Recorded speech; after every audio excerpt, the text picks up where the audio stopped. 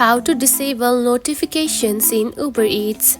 If you have been using the Uber Eats application and want to read on how to disable notifications on it, don't worry. In this video, I will show you how to do it, so let's get started. First of all, open the Uber Eats application. Just like this. After opening it, you will find something like this on your home screen. Now tap on to the shopping cart icon at the top right here. Select it. Then you will find account right here at the bottom. Tap on it. Then here you can find communication just right here. Select it.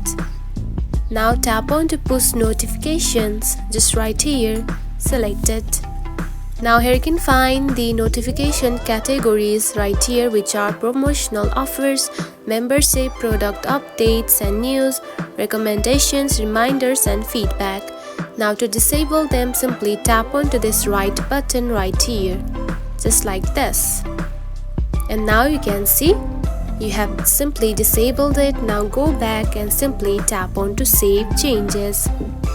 And now you can see you have simply disabled notifications in the Uber Eats app. It is a very easy process, right?